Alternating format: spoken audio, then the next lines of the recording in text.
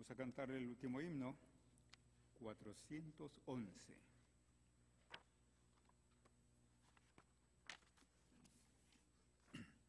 Bajo sus alas, seguro descanso.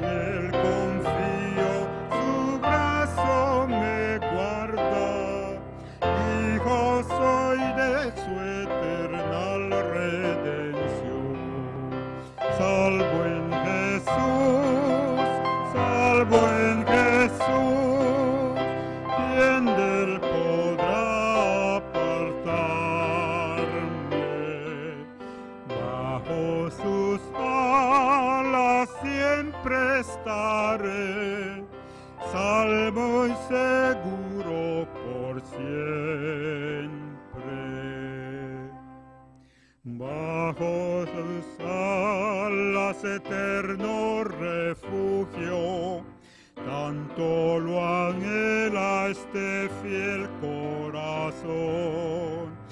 Y para mí no hay remedio en la tierra, Cristo me sana y me da bendición. Salvo en Jesús, salvo en Jesús, ¿quién de él podrá apartarme? Bajo sus alas siempre estaré, salvo y seguro por siempre.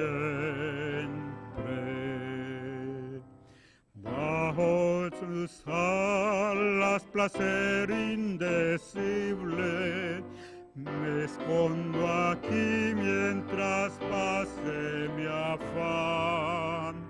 Y protección de mi fiero enemigo, paz y salud me proporcionará. Salvo en Jesús, salvo en Jesús, ¿quién de él podrá apartarme?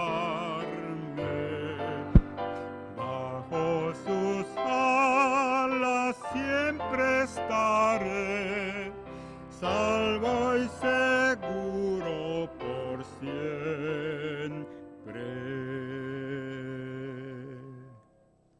Amén.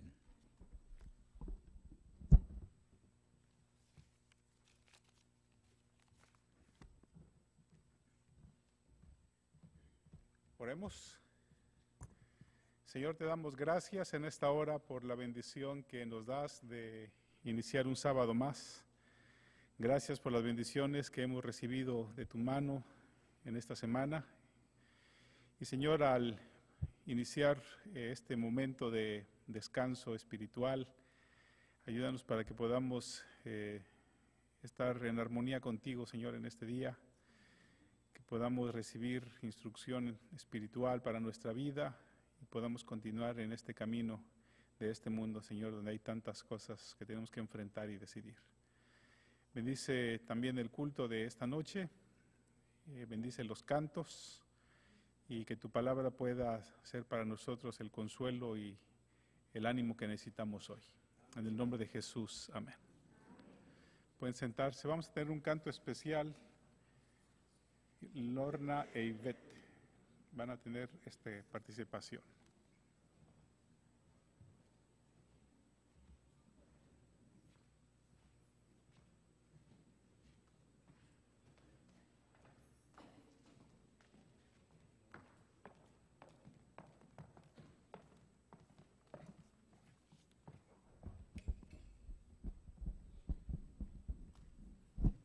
Feliz sábado, hermanos.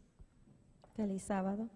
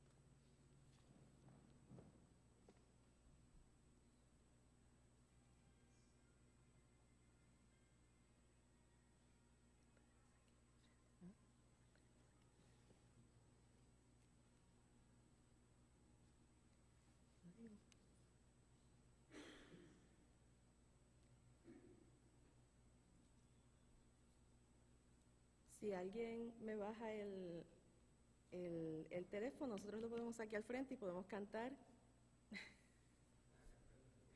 No.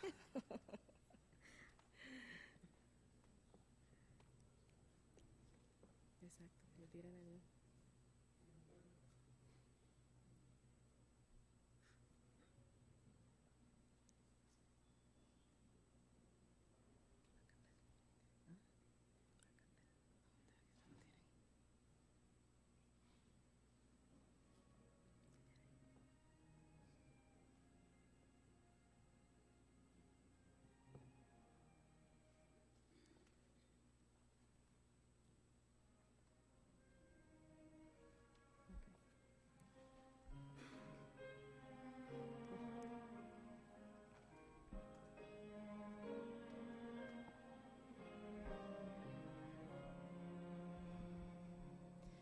Me diste alegría, también tu paz.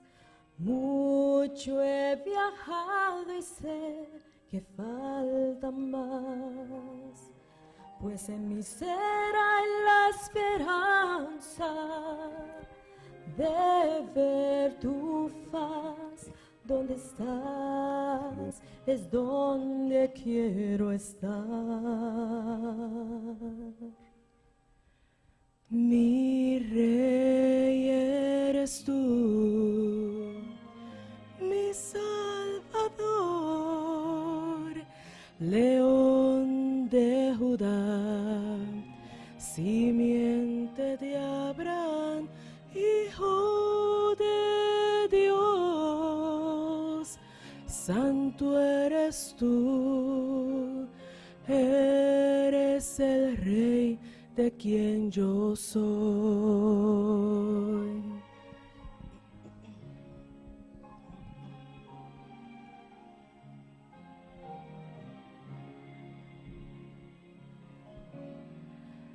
Los caminos que crucé, antes los pasaste y alumbraste en mí la oscuridad. Yo espero aquel día que ante ti estaré, mi corona a tus pies pondré. Oh Cristo, mi Rey eres tú, mi Salvador, León de Judá, simiente de Abraham, Hijo de Dios. Santo eres tú, eres el Rey de quien yo soy. Mi Rey eres tú, mi Salvador, León de Judá, simiente de Abraham, Hijo de Dios. Santo eres tú, eres el Rey de quien yo soy. Eres el Rey de quien yo soy.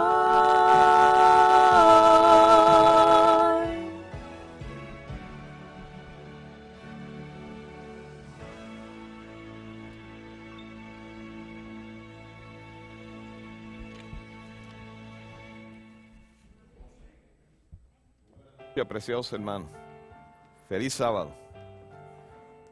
Esta noche es una noche especial y mañana va a ser un día lleno de bendiciones. Amén. Ustedes saben que la primera institución que estableció el Señor en esta tierra fue el sagrado matrimonio. Cuando Dios tuvo el privilegio de hacer caer a Adán en ese sueño profundo, y de aquella costilla le hizo arquitectónicamente una pareja el verbo de cómo fue formado Adán fue formado de una forma brusca. La impresión en hebreo que fue rústico. Pero cuando se hizo la mujer se usa otro verbo, la hizo arquitectónicamente. Y de hecho es así. Usted se sorprende porque en el mundo natural en que vivimos, la hembra siempre es fea. Usted ve dos canarios, el canario macho es precioso, de muchos colores, la hembra es como verde, oscuro, fea. Usted ve una pareja de león, el león tiene una melena impresionante, un rugido extraordinario, y la hembra es común, pero en la raza humana es totalmente diferente. Los hombres somos feos y las damas siempre hermosas, porque fueron hechas arquitectónicamente. Nosotros fuimos hechos rústicamente. Y Dios creó esa dama de una costilla y la hizo para que tuviera una relación de igualdad con el varón. Si hubiese querido que fuera superior al varón, lo hubiese hecho de un hueso de la cabeza. O si hubiese querido que estuviera subordinada y aplastada por el varón, la hubiese hecho de un hueso del pie o del tobillo. Pero la hizo de una costilla. Amén. Cuando Adán vio esa obra arquitectónica, por poco se ve en infarto cardíaco. Se le salió un guau enorme. Y dijo, verdaderamente esto es hueso de mi hueso y carne de mi carne. De esa primera mirada, ese hombre quedó enamorado. E hizo una gran declaración. Fue Adán, no fue Pablo. Dejará el hombre a su padre y a su madre, y se unirá a su mujer, y los dos serán una sola carne. Después de tanto tiempo de andar juntos, de criar una familia, esta noche tendremos el privilegio de ver al Rey y a su amada esposa unirse en el santo vínculo del matrimonio. Ven por acá, Rey. Vamos los músicos. Pastor, venga. El pastor de nuestra iglesia va a tener el privilegio de casarles. Tú te quedas en este lado aquí. Pastor.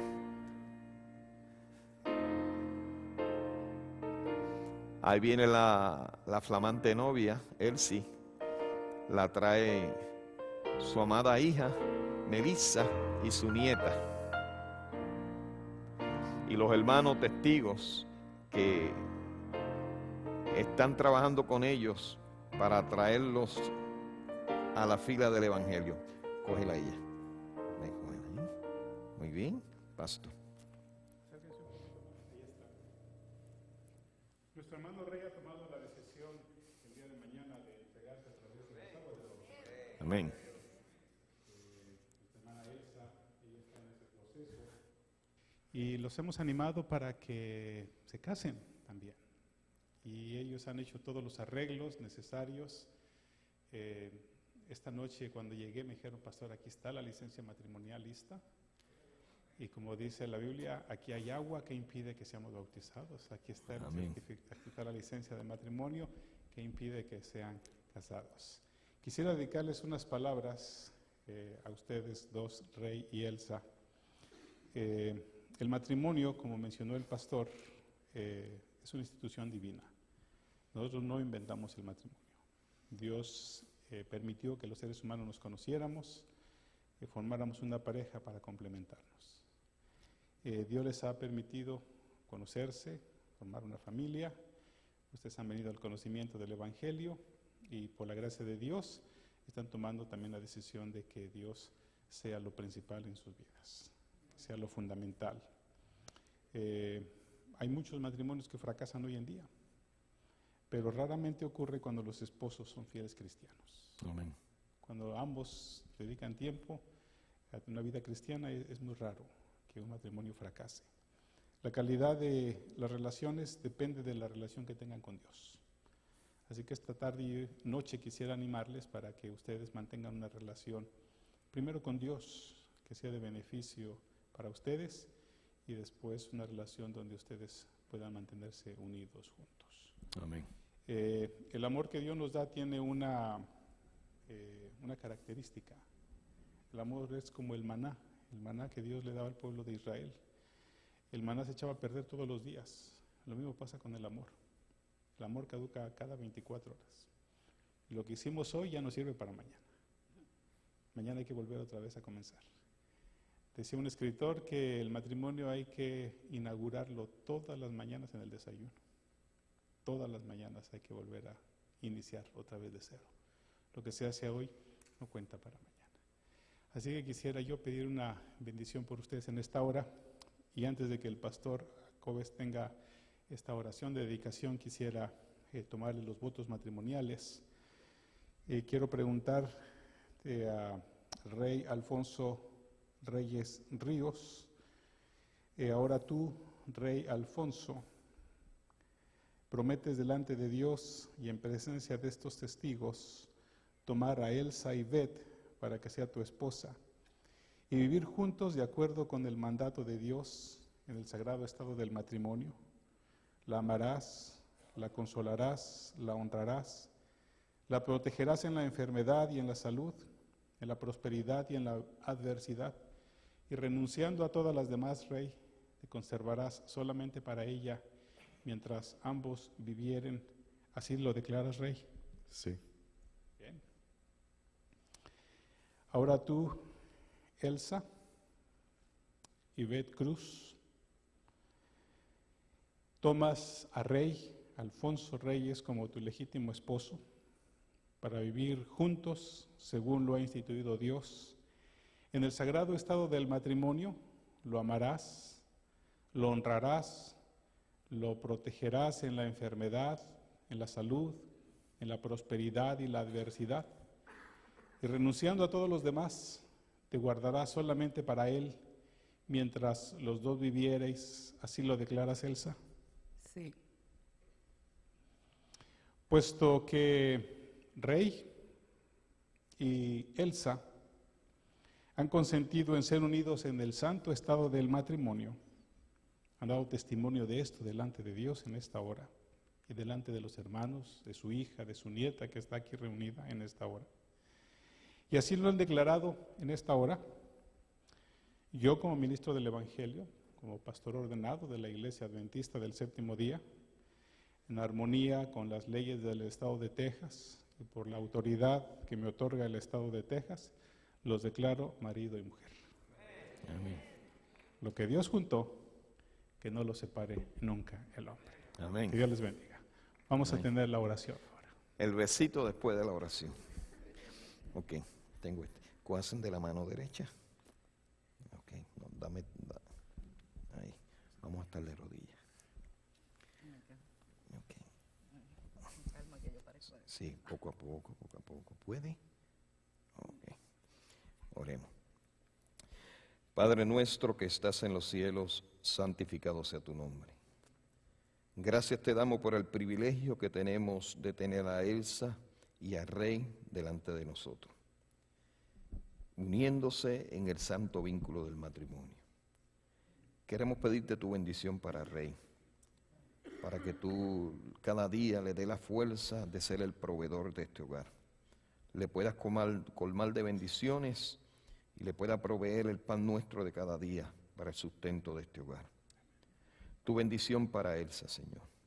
Permite que ella mantenga esa personalidad y esa sonrisa con la cual conquistó el corazón de Rey. Dale suficientes pruebas para que ellos se mantengan dependiendo de ti. Y dale suficientes bendiciones para que cada día estén agradecidos a ti. Y permite, Señor, que cuando pasen los años y lleguen esos años en los cuales la fuerza física ya no está en su máximo, inclusive cuando llegan esos años cuando ya no tenemos la vitalidad de la juventud, que se puedan encontrar como se encuentran ahora, tomados de la mano, agradeciéndote a ti por el privilegio de unir sus vidas. Y permite, Padre, que ellos puedan gozar la eternidad junto a sus hijos, junto a sus nietos, que esta sea una familia sellada para la vida eterna. En el nombre de Jesús. Amén y amén. Vamos a ayudar a levantar a la novia. ¿Está bien? Ok. Voy a decir algo. Por fin, el rey Alonso Reyes tiene a su reina. Puede besar a la novia. Ok. Gracias le damos al cielo.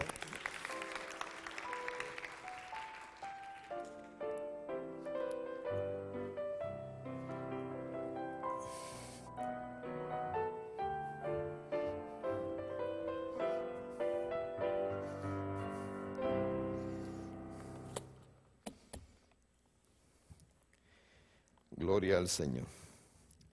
Qué hermoso, ¿verdad? Que todavía en el siglo XXI de la era cristiana, ya más de 6.000 años después que el Señor creó esta institución, todavía, aunque el enemigo ha tratado de distorsionarla y distorsionarla de una manera que uno se queda sorprendido, todavía podemos celebrar el santo vínculo del matrimonio. Hay que ayudar a nuestros nuevos miembros de iglesia, apoyarlos 100% para que sean robustecidos en la fe. Esta noche hemos cambiado el tema, así que estamos añadiendo otro tema. Podemos añadir mucho, pero el tiempo no va a dar. Yo traje 22 de ellos, por si acaso. Y lo hacemos porque con todo el propósito. Yo se lo dije a las personas, yo voy a cambiar mi tema el viernes porque tengo que predicar esto. Y mañana en el culto divino vamos a tener el tema que teníamos esta noche, cómo nos ayuda el Espíritu Santo. Y finalmente, en la tarde, pues entonces vamos a tener el tema que teníamos para el culto divino, la belleza de la vida cristiana. Así que si usted se pierde alguno de los temas, se va a estar perdiendo parte de su vida. Haga planes para estar aquí. Porque en la sencillez de la palabra de Dios, no porque este servidor esté, Dios derrama su bendición. Amén. Muy bien, esta noche vamos a hablar de la mayor decisión de la vida.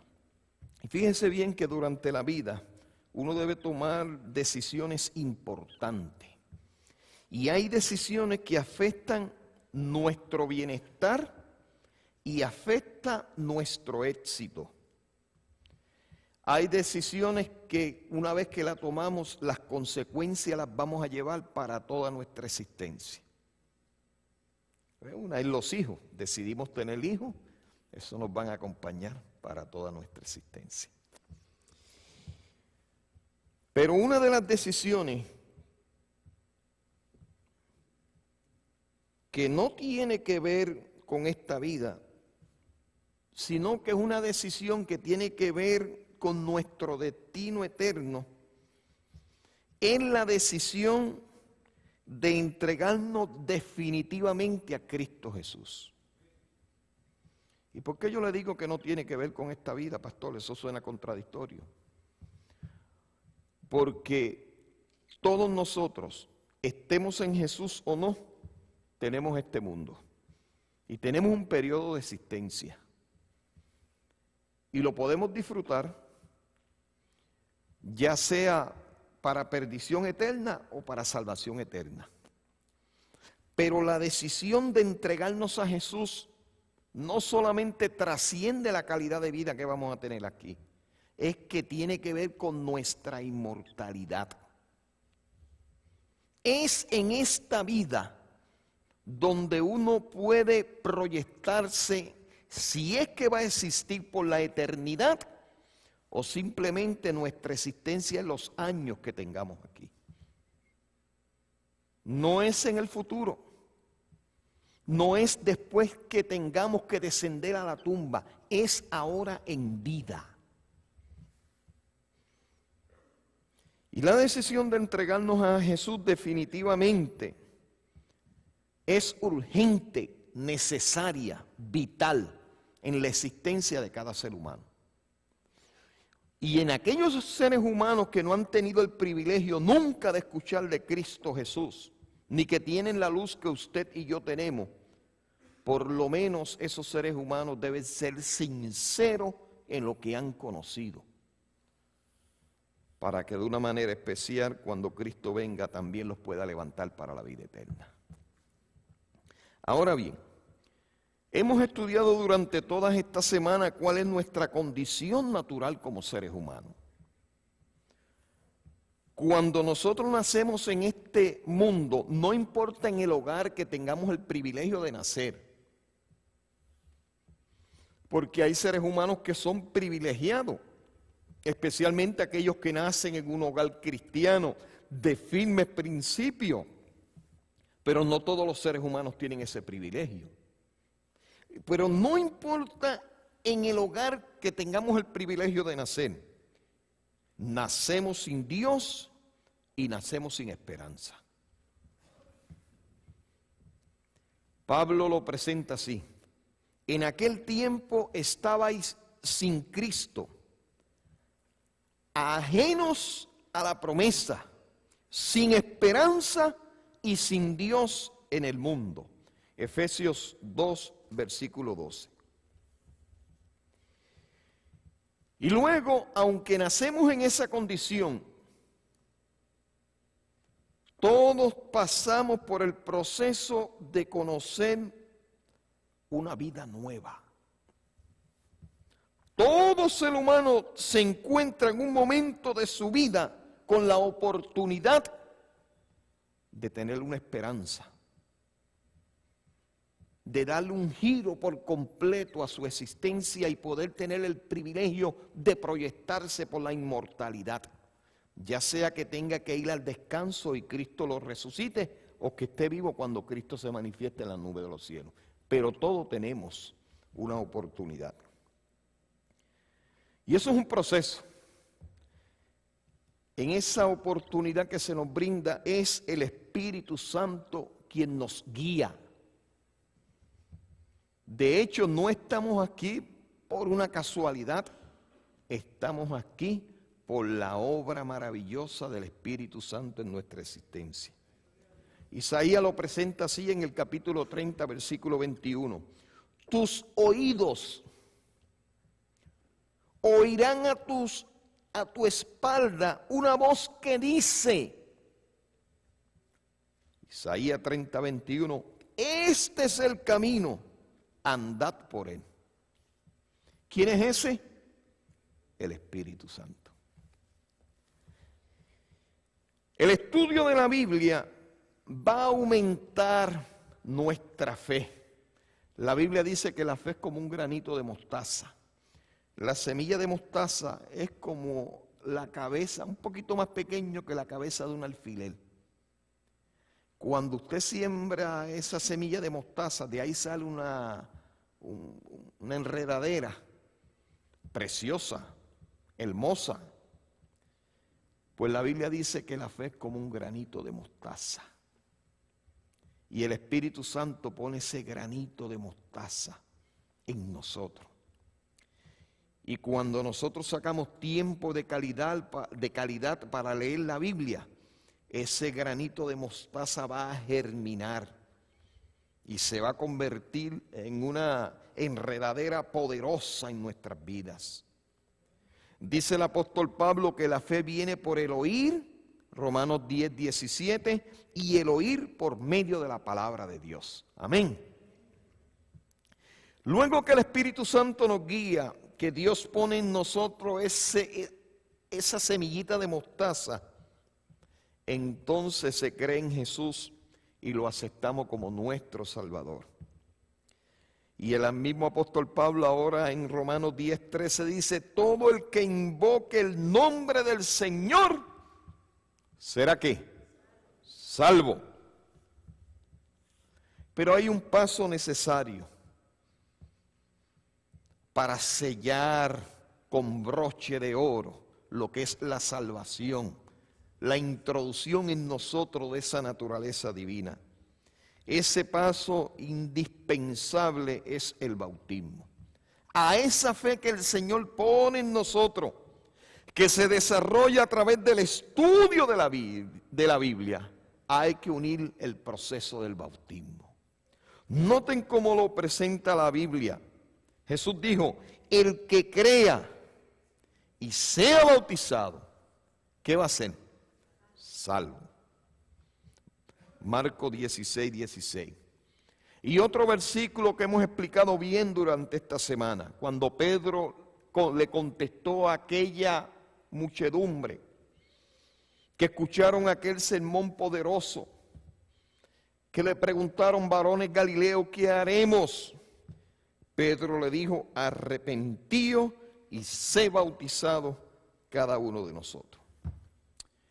Y usted en la Biblia se sorprende de los buenos ejemplos que tomaron este paso. Uno de los ejemplos más conmovedor es el apóstol Pablo. Pablo se llamaba Saulo. Aunque este no es el tema mío, pero voy a hacer varias preguntas. A ver, de las damas, físicamente, ¿cómo usted se imagina a Pablo?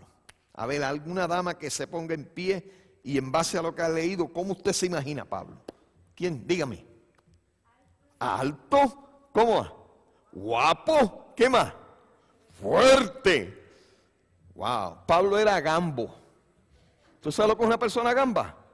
Que parece un jockey sin caballo. Tenía la nariz de esas tipos de cotorra. Lo único bonito que tenía Pablo era que tenía dinero por un tubo y 7 llaves. Venía de una familia pudiente. Al principio su familia eran esclavos, lograron su libertad, eran judíos, vivían en la ciudad de Tarso, montaron un comercio y progresaron tanto que no solamente se convirtieron en ciudadanos de Tarso, sino que lograron la ciudadanía romana. Y el apóstol Pablo venía de esa cuna. Tenían tanto dinero que el apóstol Pablo tuvo el privilegio de ir a estudiar a la Universidad de Alejandría, donde iba la crema innata de los hijos de las familias del imperio. Eso queda al norte de África, en el área cerca del delta del Nilo. Allí estudió el apóstol. Y como tenían tanto dinero, uno de sus maestros fue Gamaliel II, uno de los grandes pensadores del Imperio Romano, que era un judío. Terminó un título doctoral equivalente a abogado. Era un doctor en la ley. No solamente conocía a perfección la ley judía, sino la ley del imperio. Y de hecho, cuando ese muchacho terminó, el Sanedrín le echó la mano. Ese joven hay que traérselo para acá. Terminó en Jerusalén, siendo un miembro del partido de los fariseos. Por lo tanto, se sabía de memoria todo el Antiguo Testamento. Era celoso con su fe. Y se convenció que ese movimiento cristiano era un movimiento del camino, que había que exterminarlo. Y aquellos líderes de Jerusalén estaban gozosos, que ahora tenían un joven lleno de vitalidad, atrevido, y asoló la iglesia en Jerusalén. La gran parte de los hermanos que no cayeron presos huyeron a otras ciudades. Muchos de ellos se fueron a Damasco, una ciudad al norte preciosa, en un valle. Después de las alturas de Golán uno llega ahí a Damasco, es un valle precioso. Ahora mismo están en guerra, eso es Siria. Ahora, ese valle debe estar horrible ahora con la guerra que hay allí civil. Y allí él llevó autoridad para coger cualquier cristiano, no solamente violarle sus derechos como ciudadanos, quitarle sus propiedades y llevárselo preso. Tenía la autoridad. Y cuando va camino a Damasco, tuvo un encuentro con Cristo Jesús. Él escuchó la voz que dijo: Saulo, Saulo, ¿por qué me persigue? Y él preguntó: ¿quién tú eres? Yo soy Cristo, a quien tú persigues. Duras cosas te da el coce contra el aguijón. Claro, Jesús ya estaba en el cielo. Literalmente Pablo no estaba persiguiendo a Jesús, pero cuando un hijo de Dios sufre, Cristo se identifica con él. La persecución que estaba teniendo su iglesia era una persecución personal con él. Así es Jesús nuestro Dios. Y rápidamente Pablo preguntó, ¿qué hago? Y no se le dieron instrucciones. Jesús no se sentó a instruir a Pablo. Le dijo, entra a la ciudad y se te dirá lo que tienes que hacer. Pablo perdió la visión. Aquel que llegó con tanto poder para acabar con los cristianos simplemente entró como si fuera una persona impedida. Lo llevaron a la casa de Simón, en la calle de la derecha. Y allí estaba Pablo. ¡Wow! Pablo pasó por unos momentos extraordinarios. Por primera vez en su vida entendió toda la Biblia, que era el Antiguo Testamento, porque el Nuevo no se había escrito, que se sabía de memoria. Y como si hubiese sido un video extraordinario, él vio cómo en todas esas profecías y en todo lo que él sabía se cumplía de una manera totalmente en la persona que él perseguía, en Cristo Jesús. Se dio cuenta que ese era el Cordero de Dios que quita el pecado del mundo. Y había un hermano de iglesia orando. No era pastor, no era anciano, no era ni diácono. Era simple un hermano de iglesia. Y cuando ese hermano está orando, el Señor le interrumpe la oración y le dice, mira, yo quiero que tú vayas a la casa de Simón el curtidor, a la calle derecha. Allí hay un hombre que se llama Saulo de Tarso y está orando. Él es un instrumento especial escogido por Dios. Ve allí y ora por él. Ananías dijo, wow, me está enviando a la boca del lobo. Tú no sabes el poder, detrás de mí viene él y voy a caer. Vete, le dijo el Señor, porque instrumento escogido me es. Para Ananías no fue fácil llegar allí, tenía serias dudas.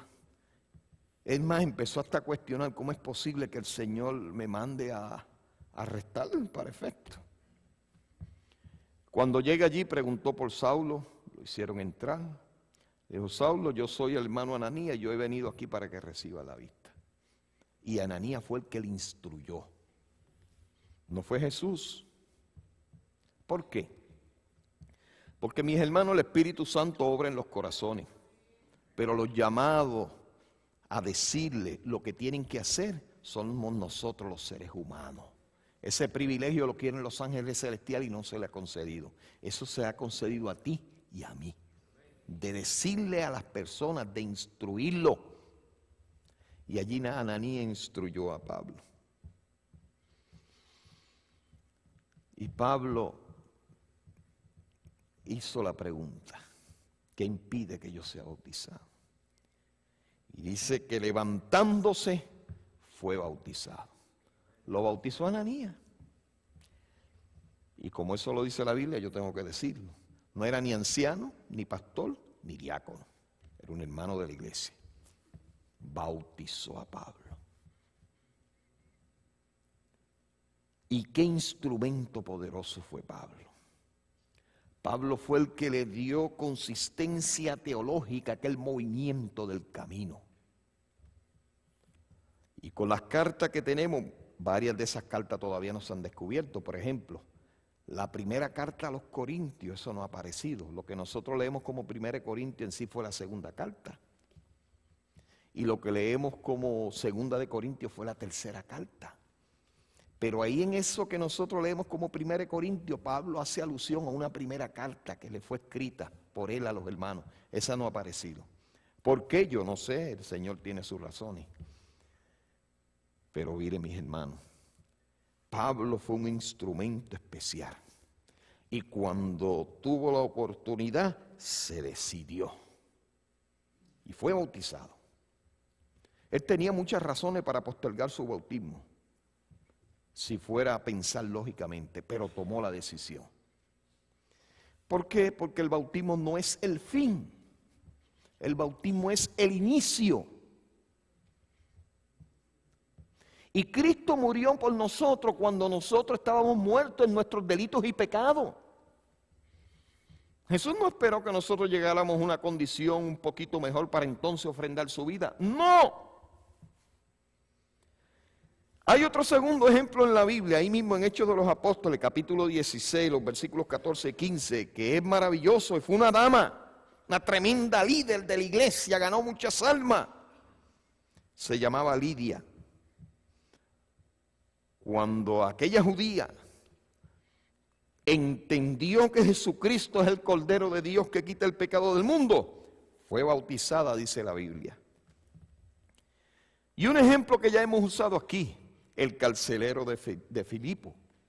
Ese hombre estaba a punto de privarse de su vida y morir perdido, sin esperanza, sin Dios.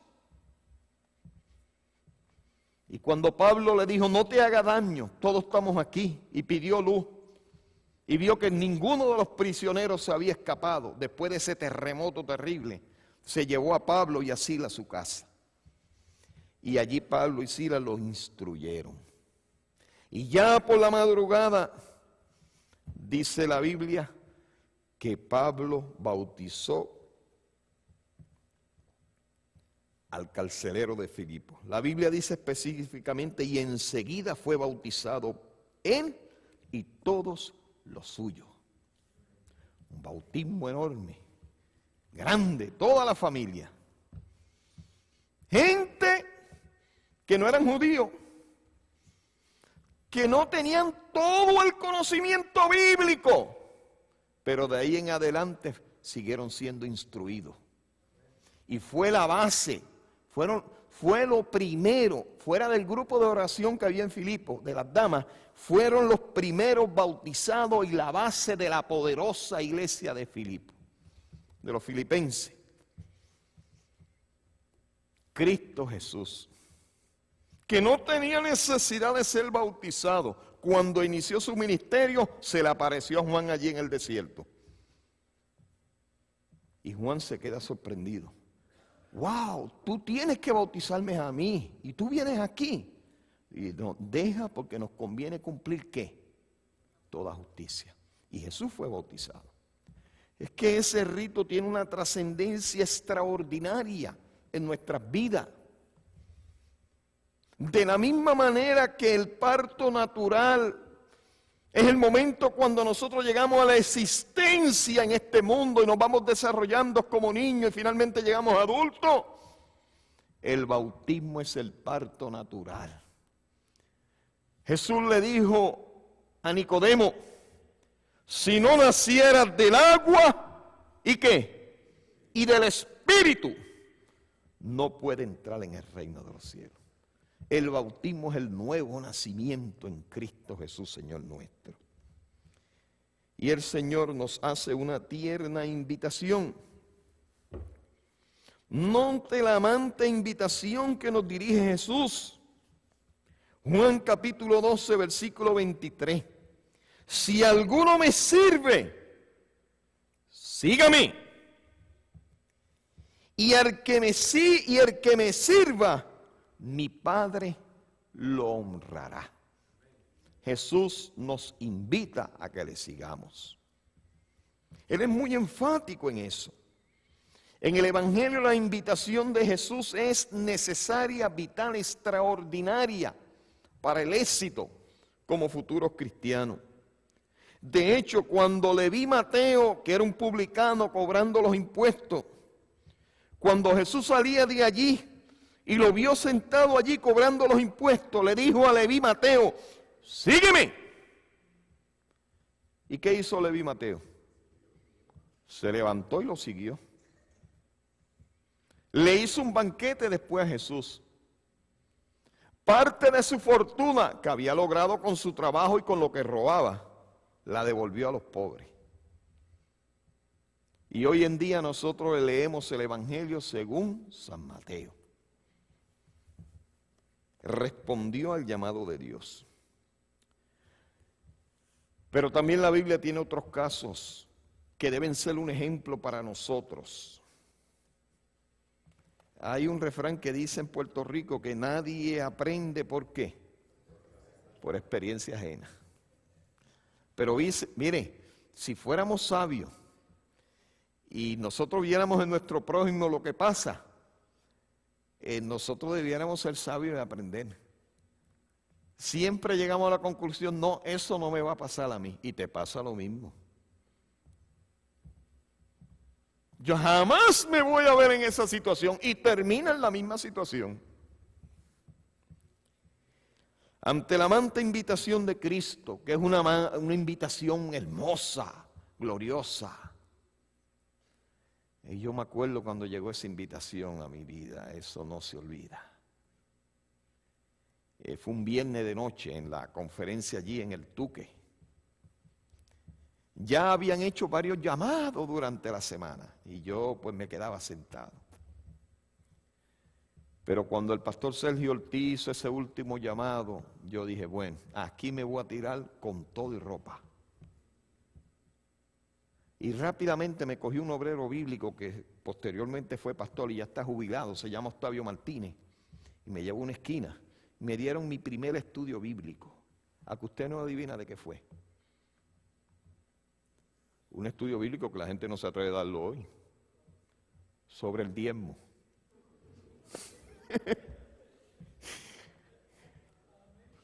Ese fue el único estudio bíblico que yo cogí antes de bautizarme, sobre el diezmo. Me tuvo media hora allí Octavio Martín y me enseñó sobre el diezmo. Y déjenme decirle, yo le doy gracias al cielo por ese estudio. Porque ese estudio, cuando usted lo entiende bien y es fiel a su Señor, se acabó el egoísmo en nuestros corazones. Ahora, pero fíjese la actitud de estos seres. Pablo se encontraba preso.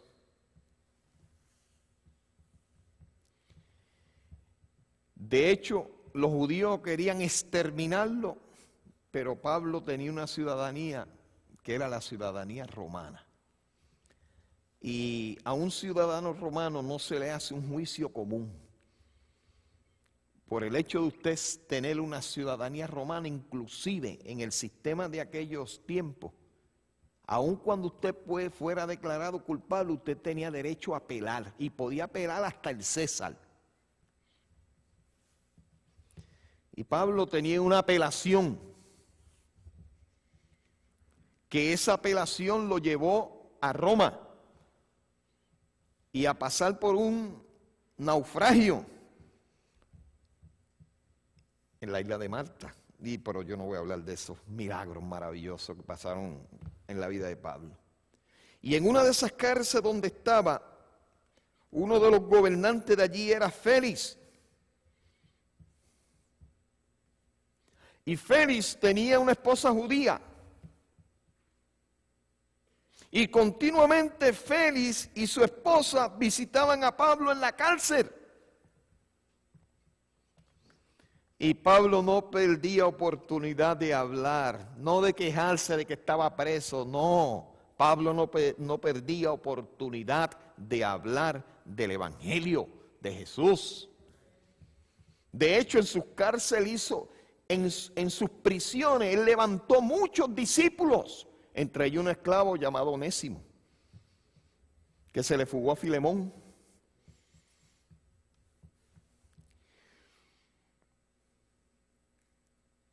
Y Pablo apeló al corazón de Félix y de su esposa. Y en el versículo 25 del capítulo 24, mire la contestación que hizo Félix cuando tuvo el privilegio de unirse a la iglesia a través del bautismo. Vete ahora vete, que cuando yo tenga oportunidad te llamaré. Y todavía a estas alturas estaba esperando Pablo que Félix lo llame. Un hombre que tuvo la salvación ahí en su mano, en bandeja de plata, la echó a perder. Y Félix ha de resucitar, pero en la segunda resurrección, después del milenio, con las mismas enfermedades y el proceso de envejecimiento que fue a la tumba, para ser destruido para la vida eterna. ¿Ve la diferencia? En el capítulo 26, Pablo fue llevado a otra prisión con otro. Aquel era un gobernante más superior, aquel se llamaba Agripa. Y en el proceso de juicio, Pablo no se defendió. Pablo lo que aprovechó fue para presentar el poder transformador del evangelio. Y en vez de defenderse él, lo que defendía era la causa que atesoraba en su corazón. Porque hace tiempo Pablo había llegado que aún la muerte es ganancia cuando uno está en Cristo Jesús. De hecho, él testificaba, yo no sé qué escoger. Si la vida para seguir predicando a Cristo o la muerte para sellar mi salvación. Y Pablo fue poderoso en ese capítulo 26. Y le dijo a Agripa, Agripa, yo sé que tú crees. Y rompiendo todo el protocolo, Agripa le dijo a Pablo, oye, Pablo, por poco me persuade a ser cristiano. Y casi persuadido es sinónimo de estar totalmente perdido, triste. Y hubo otro tercer caso, wow, ese sí que da tristeza. Le conocemos como el joven rico. Llegó ante Jesús. Le hizo una pregunta sincera, mira, ¿qué yo debo hacer para tener la vida eterna? Y Cristo le dijo, pues tienes que guardar los mandamientos. ¿Cuáles? Pues honra a tu padre, a tu madre, no robes, no adulteres, no mates, ama a tu prójimo. Y le dice a aquel joven, bueno, todo esto yo lo he hecho desde que soy chiquitito. Y Jesús le dijo, bueno, te falta una cosa. ¿Cuál? Dime. Vende todo lo que tiene y dalo a los pobres. Y sígueme. Y dice la Biblia que el joven se fue triste porque tenía ¿qué? Muchas posesiones, lo que es la ignorancia. Las posesiones de este mundo son insignificantes con la vida materialista que nos espera en el cielo.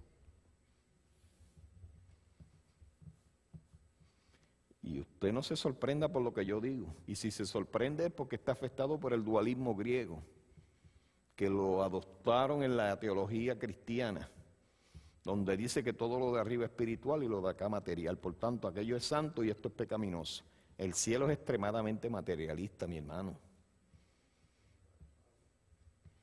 Las calles de la Nueva Jerusalén son de oro. Usted va a tocar un instrumento musical, gracias Señor que por fin voy a tocar uno. ¿Qué va a ser qué? Un arpa, pero no es un arpa, todas las arpas que yo veo son de madera o de bronce. Pero la que usted va a tener allí va a ser de qué? Ay, usted va a tener una corona. La Biblia habla que vamos a tener una ropa que ningún magnate se la ha podido poner aquí. Porque es de lino, pero lino fino. Eso es carísimo. Y cuando la Biblia describe esa nueva Jerusalén, o sea, el cielo es, mi hermano, lujo a todo dar, sin el problema del egoísmo. Amén. Y dice la Biblia que el joven se fue triste porque tenía muchas posesiones. Cuando todo lo que quería Jesús era hacerlo más rico de lo que era. Amén. Así pues, este joven rechazó la invitación. Nosotros tenemos que ser muy sabios.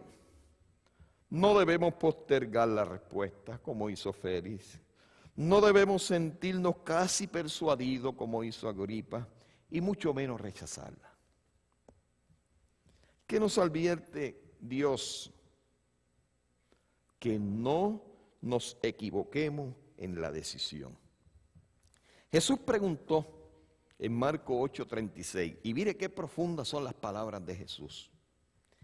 ¿Qué aprovecha al hombre si gana todo el mundo y pierde su vida? ¿De qué le aprovecha eso al ser humano? Pues de nada, de nada.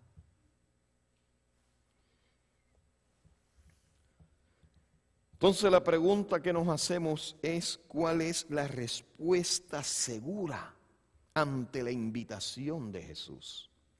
Bueno, hay varias cosas. En primer lugar, abrir el corazón.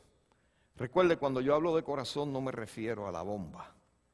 Me refiero a la computadora especializada, que no hay una que pueda ser imitada, que tenemos aquí arriba.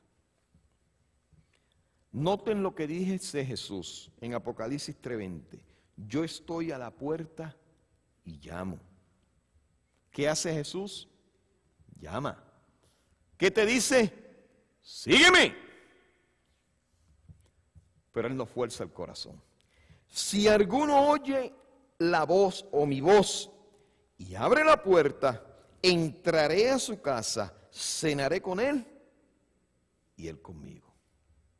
Apocalipsis 3:20. Un pintor se inspiró en ese versículo y pintó el Jesús tocando a la puerta. ¿Cuánto lo ha visto? Que tiene un cayado. Tiene un cayado, una vara y tocando a la puerta. Cayado de pastor. Y los críticos le dicen, wow, el Jesús está impresionante. Te botaste. La verdad que eres un gran artista, pero has cometido el horror más malo que no se le puede perdonar a un artista. Y él pregunta, bueno, ¿y cuál es ese error? ¿A quién se le ocurre pintar una puerta sin una perilla? Donde la cerradura, donde uno abre. Y le dice el pintor, pues ese precisamente es el mensaje del cuadro. Esa puerta representa el corazón de cada ser humano. Y tiene una cerradura, tiene una perilla, pero está por dentro. Jesús toca, llama, sígueme, pero Él no abre la puerta. La puerta la tenemos que abrir nosotros. Amén. Y cuando nosotros abrimos la puerta de nuestros corazones, la Biblia dice que Él va a entrar a su casa y va a cenar con nosotros y Él conmigo, dice. Y cenaré con Él y Él conmigo. Gloria al Señor. 2. No debemos rebelarnos cuando Dios nos llama. Hechos 26:19, dice Pablo en su testimonio personal después cuando lo contó, no fui rebelde a la visión celestial. ¿Tenía motivo Pablo para ser rebelde? Claro que sí.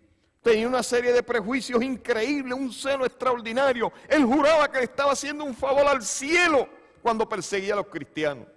Pero cuando tuvo la rebelión, la revelación, él dijo, no fui rebelde. No debemos ser rebeldes. 3, nosotros tenemos que decidirnos por la vida. Noten este versículo. Wow, este versículo es que el Señor es especial. Deuteronomio 30:19. Lo voy a leer con calma. Deuteronomio 30:19.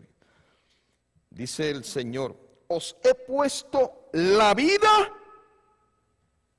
y la muerte, la bendición y la maldición.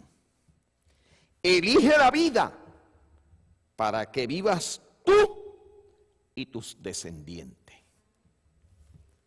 Jesús nos dice que debemos decidirnos, ¿por qué? Por la vida.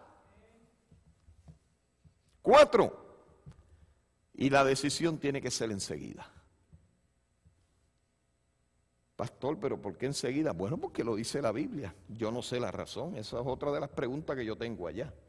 ¿Por qué el Señor es tan paciente con tantas cosas, pero cuando nos da la oportunidad de agarrar la salvación, Él quiere respuestas rápidas? Esa pregunta yo se la voy a hacer en el cielo y yo espero tener una buena contestación. Pero lo dice la Biblia. En Juan capítulo 11, versículos 28 y 29, en este ejemplo bíblico, ha muerto Lázaro. La casa de Lázaro, tienen el cadáver allí. No, en este momento no tienen el cadáver, ya está enterrado. Están en el, ¿cómo es que se llama después? Después de que entierran al muerto. ¿Cómo le decimos allá en Puerto Rico? Allá le decimos el novenario. Un ejemplo, el novenario. Y allí están una serie de personas que se le pagaban para que lloraran. Ajá. Y entonces estaban las dos hermanas afligidas. Le habían avisado a Jesús que Lázaro estaba muerto, enfermo. Y Jesús, con toda la premeditación y alevosía, no bajó. Un pastor hace eso hoy en día y hay que votarlo. Mira, fulano está enfermo. Y no, si yo no voy para allá, hay que votarlo. Esa es nuestra labor, está ahí. Pero Jesús no fue. De hecho, si Jesús hubiese ido, Lázaro no podía morir. Porque ante la presencia de Jesús huían las enfermedades y la muerte. No solamente fueron sanados aquellos que acudieron a Jesús, por toda la ciudad de donde caminó Jesús, aún los que no le fueron a consultar eran sanados. Porque ante la presencia de Dios, el pecado y sus consecuencias desaparecen. No pueden estar juntos. Amén. Y allí le dieron la noticia, mira, el maestro está aquí, te llama. Le dijeron a María. Y dice la Biblia que cuando ella oyó, se levantó deprisa y fue a él. Jesús está aquí, te llama. Levántate deprisa y acude a él. Ahí están las soluciones. Pastor, son las 9:15. Se haya pasado esta noche. Ay, sí, eso es verdad. Pero ya yo me voy. Si me van a sonar, van a tener que ir lejos. ¿Qué debo hacer? Porque eso hay que contestarlo toda la noche. Ante la tierna invitación de Jesús, ¿qué debo hacer? En primer lugar, la Biblia nos aconseja que debemos evitar la duplicidad. Wow. ¿Por dónde viene ahora? Lucas 16:13, Jesús dijo, ninguno puede servir a dos señores. Hay que evitar la duplicidad. Hay que saber que ante esa tierna invitación no puede haber duplicidad. 2. Por la gracia del Señor y con la ayuda del Espíritu Santo hay que practicar la verdad y hay que pedir el bautismo. Juan 13:17, Jesús dijo, ahora que sabéis estas cosas, seréis dichosos si las hacéis. ¿Qué dijo Jesús? Ahora que sabéis estas cosas, seréis dichosos si las hacéis. Amén. 3. Tengo que decidirme firmemente y enseguida. Proverbio 27:1. No te haste del día de mañana, porque no sabe qué traerá el mañana. Y esto pues tengo que decirlo, porque son experiencias que he tenido que vivir en mi vida como pastor. Yo he sabido de personas que han tenido la oportunidad de decidirse por Cristo y su iglesia, y no han hecho la decisión. Y tan temprano como de un día para otro, montarse en un vehículo y tener un accidente de tránsito y dejar de existir. Y eso duele. Mi primera experiencia así la tuve en Vieques. Ese fue mi primer distrito. Cuando Anglada era joven, ¿te acuerdas? Y yo también. Me enviaron a Vieques. Todo el mundo decía, ahí mandan a los que quieren castigar. Y yo, amén. Era mi primer distrito. De hecho, mi esposa y yo oramos mucho porque ella tenía que dejar su trabajo. Y teníamos todos los gastos con 2 salarios. Iba a ser con 1. Y de un aspirante comenzando. Tú sabes cómo es la Anglada. El famoso aquel paquete. Que empaquetaban. Bueno, el caso fue que yo fui a la isla de Vieques. Y allí había un muchacho de un hermano. Wow, cuántas veces yo fui a la casa. Mira, tú tienes que tomarte y volver a la iglesia, decídete por Jesús, no sigas. No, pastor, eso yo lo hago mañana, lo hago después, yo detrás de ese muchacho. Y era tremendo nadador. Y un día salió a pescar. Fue bien doloroso. Ellos dejaban su embarcación en una bahía cerca del rompeolas. Si alguno es de Vieques o ha ido allí, tiene una idea de lo que yo le estoy hablando. Y entonces se montó esa embarcación, prendió el motor, empezó a salir a mar afuera para ir a pescar. Pero no ajustó bien los tornillos, o no lo chequeó bien, es un outboard que le llaman, ¿no? Y el motor se le cae y se le va a la profundidad. Así que él decide zambuir y sacar el motor. Y se tiró y sacó el motor. Cuando sacó el motor, cometió el error de no soltar el ancla y logró sacar el motor arriba, pero la embarcación iba al garete. Sí, que tuvo que soltar el motor e irse detrás de la lancha. Y en ese proceso se acabaron las fuerzas. Se ahogó. Fue doloroso. Que yo le decía a su madre, que yo le iba a decir a aquel padre destruido. Bueno, lo único que el Señor puso en mis labios, mire mis hermanos, nadie sabe lo que pasó en el último momento de su vida. Confiemos en eso. Y en eso estamos confiando. Pero yo no puedo dar la seguridad de que murió salvo. Porque él tuvo la oportunidad. Dios me llevaba allí prácticamente cada semana. Me inquietaba hacerle una invitación especial a ese joven. Y todo el tiempo la rechazó. La postergó. Y esa primera experiencia me marcó como pastor. Cuando Dios llama, debemos decidirnos. Como dice el proverbio, no te haste del día de mañana, porque no sabe qué traerá el mañana. Ahora es el tiempo de la salvación. Otro versículo, 2 Corintios 6, 1 y 2. No recibáis en vano la gracia de Dios, porque el que dice, el tiempo aceptable te oí, ahora es el tiempo aceptable, ahora es el día de tu salvación. 2 Corintios 6, 1 y 2. Salmo 95, 7 y 8, wow, precioso también. Porque Él es nuestro Dios. Si hoy oís su voz, no endurezcáis vuestros corazones. Cuarto lugar, si hay oposición o problemas, porque sabemos que el enemigo los pone. Acuérdate que esto es una lucha espiritual. El Señor te quiere arrebatar y preservarte para la salvación, pero el enemigo te quiere aguantar. Si hay oposición o problemas, recuerda que la obediencia a Dios está en primer lugar. Hechos 5:29, es preciso obedecer a Dios antes que a los hombres.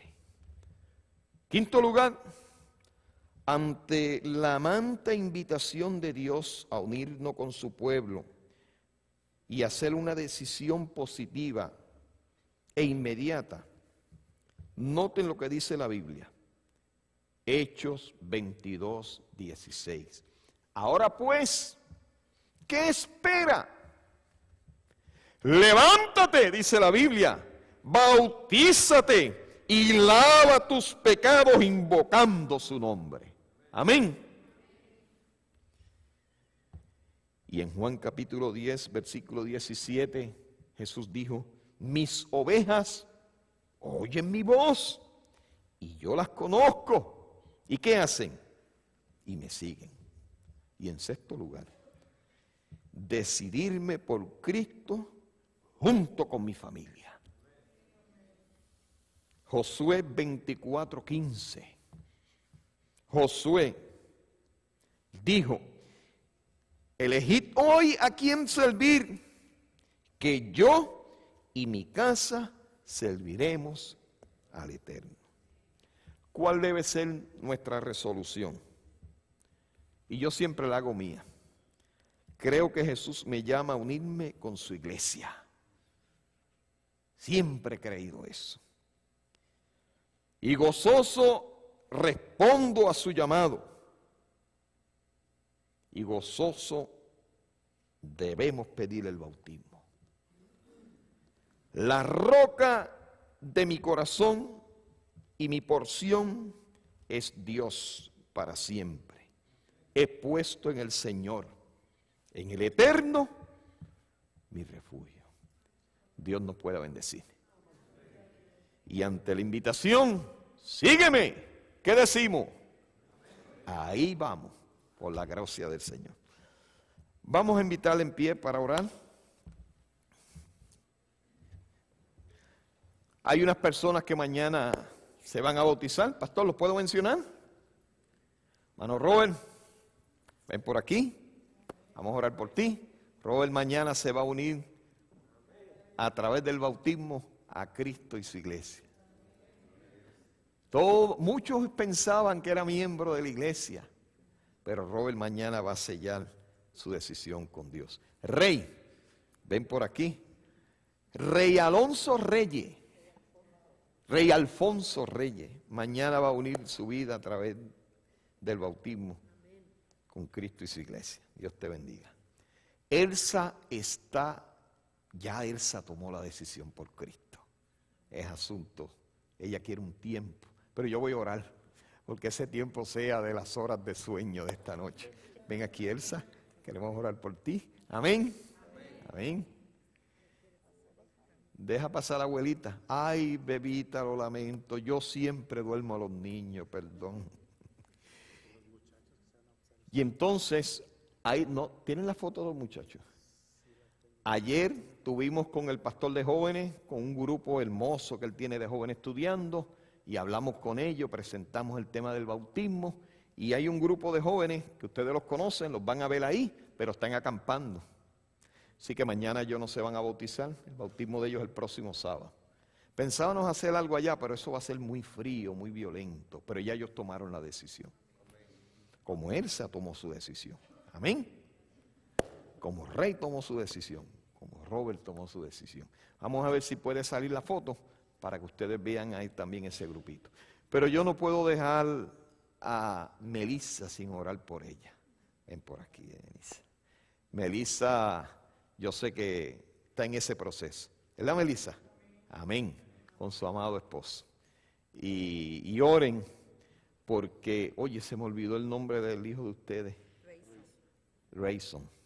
Porque yo sé que Rayson es un muchacho noble, de unos sentimientos especiales. Y poco a poco, él también va a dar el paso para unirse a Jesús con su iglesia. A ver si aparece la foto. Lamentablemente la foto está dañada porque yo me uní a la foto. Imagínense, eso es como una mancha en un vaso de leche, ¿verdad? Pero es una foto hermosa de los jóvenes. Ayer tomaron la decisión. Estuvimos visitando otras personas que sabemos que en el futuro inmediato también van a unirse a Cristo y su iglesia. Así que mañana va a ser una noche de gozo, de alegría. Pastor, mire a ver si aparece, están en el proceso allí. Un grupo hermoso. Y lamentablemente yo no sé los nombres, porque yo no tengo el don de recordar nombres. Recuerdo incidentes, puedo dar detalles, qué ocurrió, pero los nombres no, ni números telefónicos. Ahorita alguien me decía, ¿tú no te sabes ese número? No me sé ni el mío, yo dependo de leerlo. Mi hijo es todo lo contrario. Mi hijo se acuerda inclusive los números de mis primeros celulares. Esos son dones, pero ese no me lo dieron a mí. ¿Ah? No es de edad, es de nacimiento el problema mío. Es peor aún. Pues nunca he tenido ese don de recordar. Bueno, pues vamos a orar. Y yo sé que en ese proceso de orar, pues entonces va a salir la foto y verán al grupo de jóvenes que están ahí. Señor, en esta noche te damos gracias por el privilegio que hemos tenido de conocer a Jesús. Ay, sobre todo te damos gracias por la tierna invitación que Jesús nos hace de seguirle y por las decisiones hermosas que han tomado, tanto Rey como Elsa, como su hija Melissa y Robert. Dirígelos, dale fuerzas espirituales, fortalécelos en la fe y que saquen siempre tiempo de calidad para leer tu Biblia, para practicar la oración y para compartir con otros lo que Cristo está realizando en sus vidas.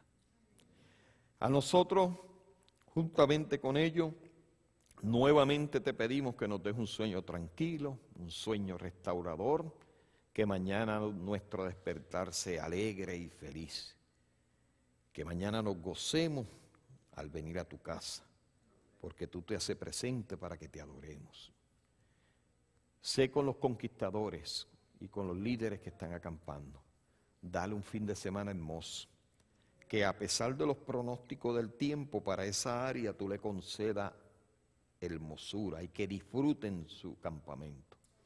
Líbralos de cualquier peligro y permite que tú también puedas estar allí con ellos. En el nombre de Jesús. Amén y amén. Buenas noches, mis hermanos. Dios te bendiga. Dios te guarde. Dios te bendiga. Dios te guarde. Ay, bebita. Chócala. Es que el pastor duerme a los niños. Si me dan una oportunidad, les saludo.